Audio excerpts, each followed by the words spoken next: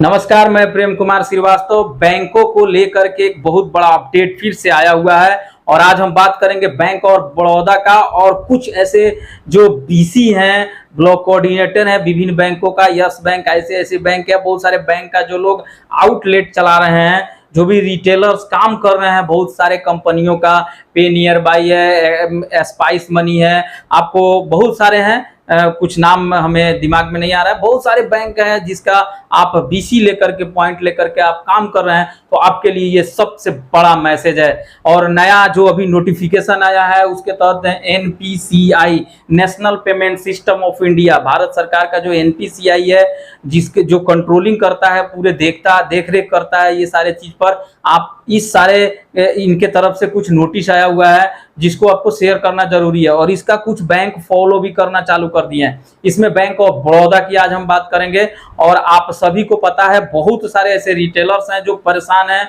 Bank of Baroda के transaction को लेकर के। जी हाँ, अगर आप बैंक ऑफ बड़ौदा के ट्रांजैक्शन में जैसे आप क्या करते हैं कि 510 किसी भी रिटेलर का आप डेबिट करते हैं या 1010 किसी का आप डेबिट करते हैं या आपको 2020 किसी का डेबिट करते हैं एपीएस के माध्यम से, तो नहीं होगा, बैंक ऑफ बड़ौदा का नहीं होगा। और ऐसा अगर आप करते हैं तो आपको अभी बैंक ऑफ बड़ौदा तो बिल्कुल बैनेड कर दिया है कि आप नहीं कर सकते हैं। जो भी कंपनी जो बीसी पॉइंट दे रहा है, अगर इनके बातों को फॉलो नहीं किया है तो उस एप्लीकेशन से आप बैंक ऑफ बड़ौदा का निकासी ही नहीं कर पाएंगे, क्योंकि उसने पूरी तरह से रोक दिया है। लेकिन जो भी कंपनी इस पर एग्री हुआ है उनको ये निकासी करने के लिए अपना अनुमति दिए हुए हैं। तो 510 जैसे आप डेबिट करेंगे आपसे डेबिट नहीं हो पाएगा।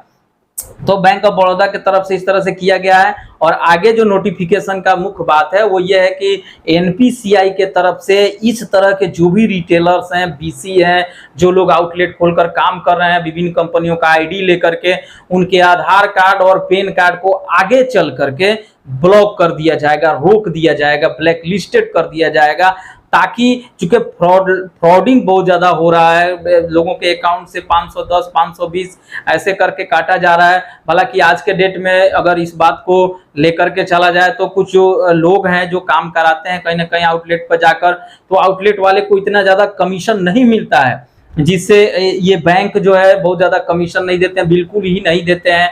तो ऐसे पीरियड में वो व्यक्ति कैसे काम करेगा, पैसे का काम करना है, रिस्क का काम है, काफी रिस्केबल काम है, पैसे फंसते भी हैं, टेंशन भी होता है। तो ये सारा चीज हम समझ सकते हैं कि इस तरह के लोग फिर क्या करें, किस तरह से काम करें, एक्स्ट्रा लेना पड़ेगा। तो भाई आप एक्स्ट्रा लीजिए, पैसा उनसे लीजिए, अंदर से नहीं काटिए, क्योंकि अगर ऐसा करते हैं तो बैंक ऑफ बड़ौदा की तरफ से बंद कर दिया गया और धीरे धीरे जो है अब और बैंक भी बंद करेंगे। अगर बैंक सक्षम नहीं है तो एनपीसीआई आपके आधार कार्ड को ब्लॉक कर देगा और आपका ईपीएस सर्विस, आपके नाम का एपीएस सर्विस डीएक्टिवेट हो जाएगा।